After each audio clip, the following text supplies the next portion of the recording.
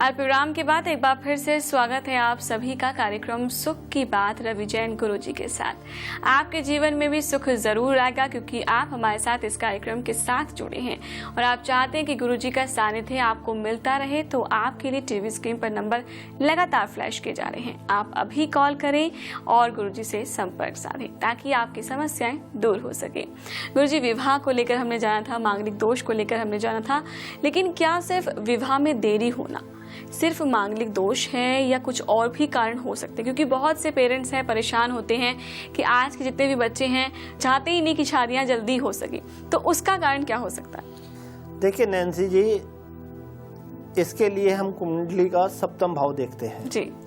कुंडली का जो सप्तम भाव होता है वो शादी से संबंध रखता है। और मैं एक और बात बता दूं कि पार्टनरशिप के लिए भी हम सप्तम भाव ही देखते हैं जी। तो अगर हमारा सप्तम भाव पीड़ित होता है तो निश्चित रूप से उस बच्चे की शादी लेट होती है। अच्छा। और अगर सप्तम का संबंध द्वादश भाव से हो जाए या अष्टम भाव से हो जाए या सिक्स हाउस से हो जाए तो कई बार ऐसा भी होता है कि शादी ना ही हो। आपने देखा होगा बहुत से बच्चों की उम्र बहुत ज्यादा हो जाती है और उनकी शादी नहीं हो पाती। उसका संबंध निश्चित रूप से सप्तम भाव का पीड़ित होना या द्वादश, अष्टम या छठे भाव से संबंध होना होता है जी। देखिए, शुक्र भी शादी का एक कारक होता है। अगर शुक्र हमारी कुंडली में पीड़ित होता है तो भी शादी में देरी होती है। पीड़ित कैसे होता है मैं आपको बता दूं कि जो पाप ग्रह होते हैं मंगल, शनि, राहु, केतु, अगर इनकी दृष्टि शुक्र पे या सप्तम भाव पे पड़ जाती है तो वो सप्तम भाव पीड़ित हो जाता है। साथ ही साथ सूर्य क्रूर ग्रह की श्रेणी में आता है। अगर सूर्य का संबंध सप्तम भाव से हो जाए तो निश्चित रूप से शादी को खराब करता ही है। जी जी। और अगर सप्तम भाव का स्वामी द्वादश भाव में बैठ जाता है या अष्टम भाव में बैठ जाता है, आपने सुना होगा बहुत से ज्योतिषी बताते हैं कि आपकी कुंडली में 2 शादियों का योग है। वो जब ही होता है कि अगर सप्तम भाव का स्वामी द्वादश में बैठ जाए या अष्टम भाव में बैठ जाए या छठे भाव में बैठ जाए जी। या उन पर क्रूर ग्रह की दृष्टि आ जाए तो 2 शादियों का योग हो जाता है। तो इस दोष को दूर करने के लिए जोशी एक आर्टिफिशियल मैरिज करा देते हैं जिसको कुंभ विवाह भी बोलते हैं या चुन्नी विवाह भी बोलते हैं। आपने सुना होगा। तो इस तरह अगर हम एक आर्टिफिशियल मैरिज करा देते हैं तो उससे वो दोष काफी हद तक कम हो जाता है। यानी कि समस्याएं भले ही हो लेकिन उसका उपाय तो जरूर ही है होता है। बिल्कुल। और जो भी पेरेंट्स परेशान हैं कि उनके बच्चों की शादी नहीं हो पा रही है या बहुत देरी हो रही है तो आप गुरु जी संपर्क कर सकते हैं। और साथ साथ आपको बता दें, जन्म कुंडली का आकलन आप जरूर करवाएं या आप चाहते हैं कि जन्म कुंडली से संबंधित कोई भी जानकारी प्राप्त करना चाहते हैं तो आपके लिए संपर्क हो सकता है। इन्हीं नंबर्स पर जो है संपर्क साधना होगा जो लगातार टीवी स्क्रीन पर फ्लैश किए जा रहे हैं।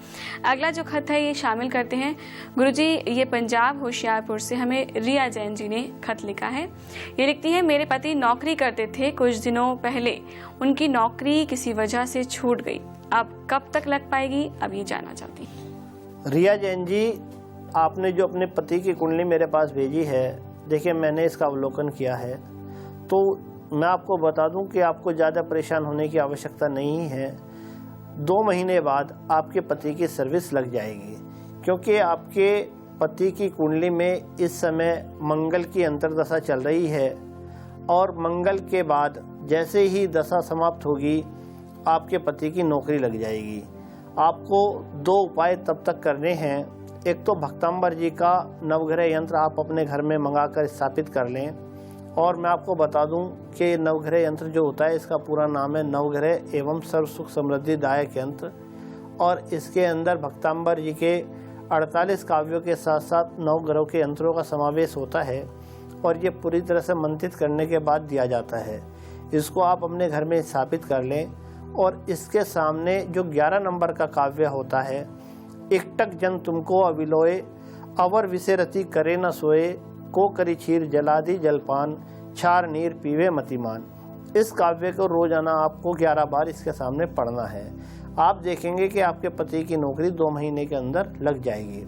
एक उपाय आप अपने पति से और कहें कि अच्छी क्वालिटी का गोमेद सलोनी लगभग जिसका वजन 6 से 7 रत्ती के बीच होना चाहिए, वो चांदी में मढ़वा कर गले में धारण कर लें लॉकेट के रूप में मंगलवार के दिन। केवल ये 2 उपाय अगर आप करेंगे तो निश्चित रूप से आने वाला समय में कभी आपके पति को सर्विस को लेकर कोई दिक्कत नहीं आएगी। जी बिल्कुल, और हम भी यही कहेंगे कि आप लोग की जो समस्याएं होती हैं आपके जीवन में बिल्कुल दूर हो सके। और आपको ऐसे गुरुजी ने बताया है कि नवग्रह यंत्र भी आप मंगा सकते हैं। तो नंबर जो है लगातार टीवी स्क्रीन पर फ्लैश किए जा रहे हैं, इन्हीं नंबर पर जो है संपर्क करना होगा नवग्रह यंत्र के लिए भी। और भी कोई जानकारी आप प्राप्त करना चाहते हैं, पर्सनली मिलना चाहते हैं, तो आप अपॉइंटमेंट लेकर मिल सकते हैं। गुरुजी अगला जो खत है ये शामिल करते हैं। ये पंजाब चंडीगढ़ से हमें राधा गोयल जी ने लिखा है। लिखती है, गुरुजी धन्यवाद, यह पत्र मैं आपको भेज रही हूँ।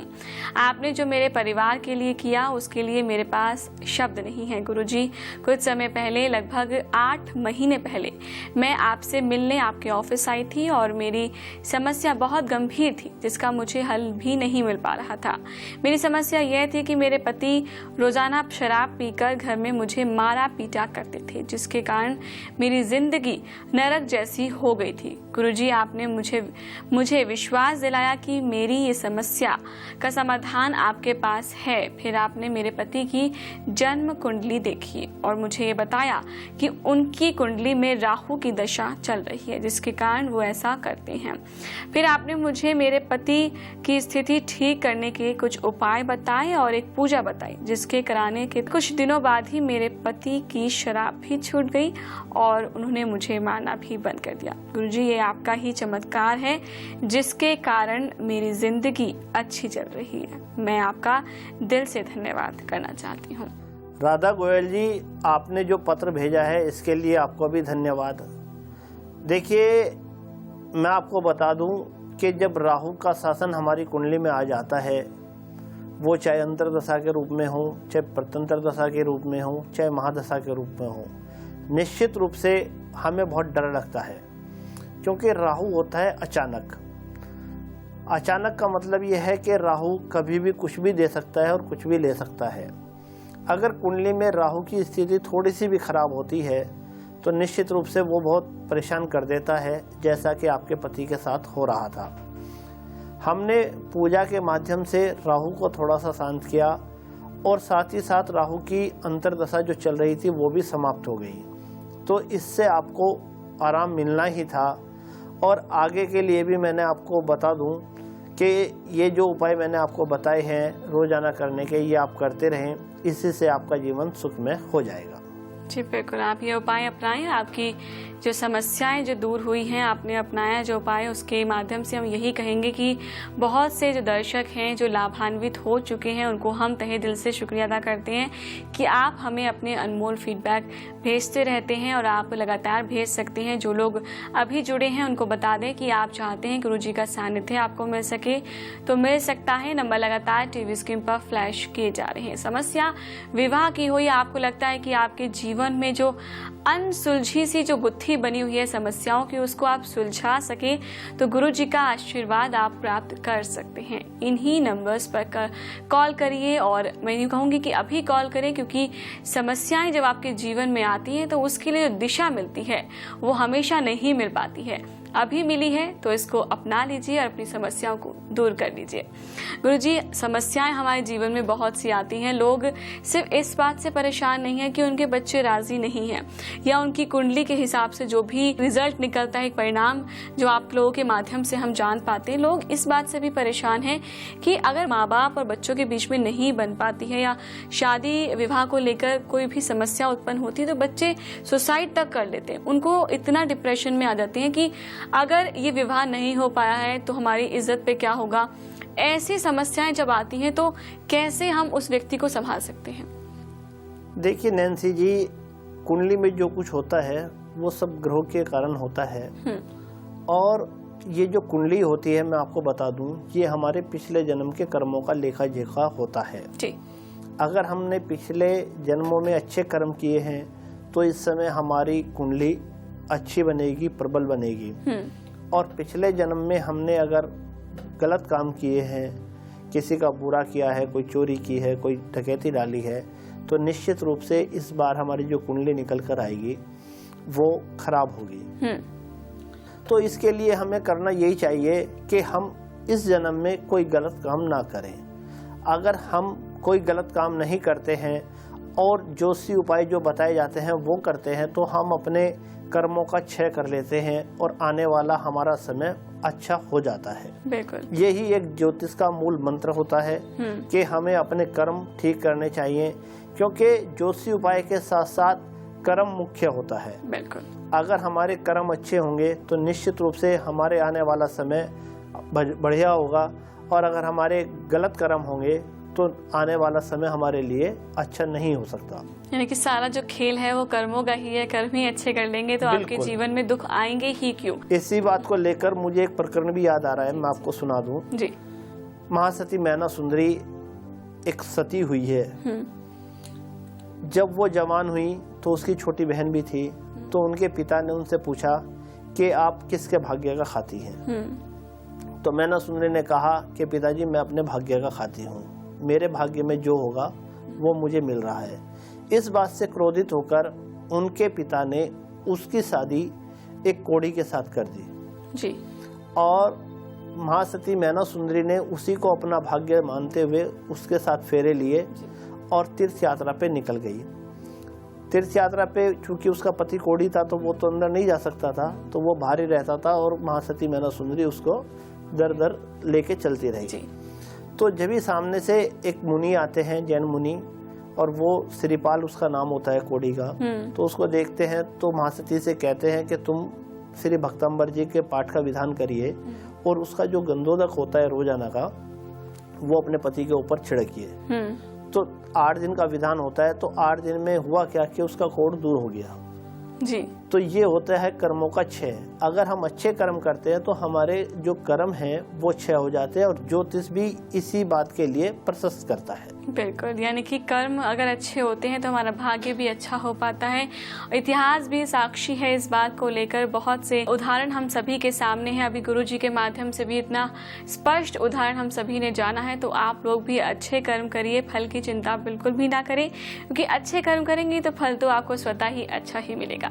गुरुजी आपने इतना अच्छा ज्ञान दिया और अपनी समस्याओं का निदान बताया, उसके लिए आपका बहुत बहुत धन्यवाद। जय जिनेंद्र। जय जिनेंद्र। जय जिनेंद्र दर्शकों, आज के इस कार्यक्रम में इतना ही। जाते जाते बस यही कहूंगी कि आप लोग हमें निरंतर अपने खत लिखते रहें। आप चाहते हैं कि गुरुजी से संपर्क साध सकें तो नंबर लगातार टीवी स्क्रीन पर फ्लैश किए जाते हैं। कार्यक्रम के बाद भी आप इन नंबर्स पर संपर्क कर सकते हैं। अपॉइंटमेंट लेना बिल्कुल भी मत भूलिएगा।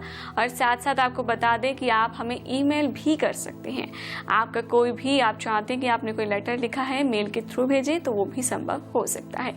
समस्याओं का निदान देने के लिए गुरुजी हमेशा आप सभी के लिए तत्पर हैं। तो आप अभी कॉल करें और अपनी समस्याओं से निजात पाएं। आज के इस कार्यक्रम में इतना ही। अब मुझे दीजिए अनुमति। जय जिनेंद्र। नवग्रह एवं सर्व सुख समृद्धिदायक यंत्र को अपने घर में स्थापित कर गृह कलेश निवारक हेतु काव्य संख्या 1 पढ़ें। कार्य में बाधा निवारक हेतु काव्य संख्या 2 पढ़ें।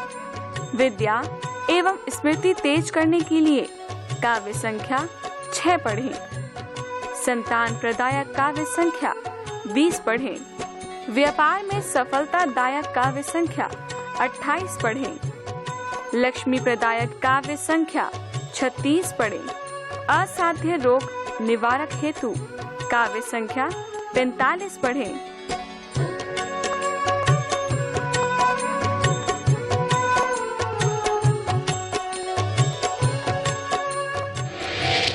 अपनी कुंडली के अनुसार उच्च क्वालिटी के रत्न जैसे माणिक, मूनस्टोन, मूंगा, पन्ना, पुखराज, नीलम, डायमंड, गोमेद, लहसुनिया, सच्चा मोती आदि लेने के लिए संपर्क करें। रवि जैन गुरुजी 1/2354 गली नंबर 4 निकट जैन मंदिर, रामनगर, मंडोली रोड, शाहदरा, दिल्ली 32। संपर्क सूत्र नंबर 01122124069 09953517322 08534031337 हमारी ईमेल आईडी है